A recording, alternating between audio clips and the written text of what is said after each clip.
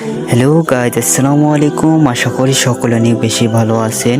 একটি মুরগির ডিম থেকে ফুটে বাইরে হলো 4 পাওয়ালা একটা মুরগির বাচ্চা এবং মাঝখানে একটা নাই রয়েছে এবং একটা লেজ রয়েছে।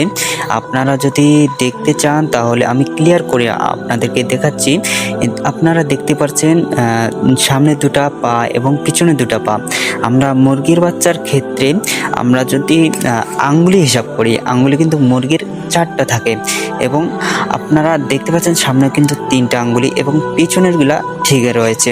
আর আমি যদি আপনাদেরকে ক্লিয়ার করে দেখাতে চাই লেজটা, আমি আপনাদেরকে জুম করে দেখাচ্ছি। এটা কিন্তু অনেকটাই ছাগলের বাচ্চার মতো। আপনারা এটা যদি পুরোটাই খেয়াল করেন, আমরা ছাগলের বাচ্চার মতোই করে আমরা কিন্তু এটা ধরতে পারি, কারণ ছাগলের বাচ্চার 4টা পা থাকে এবং নাই থাকে এবং লেজ থাকে। আল্লাহ বলেছেন, আমি কিয়ামতের আগে এমন কিছু সৃষ্টি করব যেটা দেখে আমার বান্দারা অবাক হয়ে যাবে। আল্লাহ আমাদেরকে মাফ করুন, আল্লাহ আমাদেরকে হেদায়েত দান করুন আর 5 ওয়াক্ত নামাজ তৌফিক দান করুন। আর এটা ঘটেছে আমাদের বাসার সাথে 15ই ডিসেম্বর, মানে আজকেই।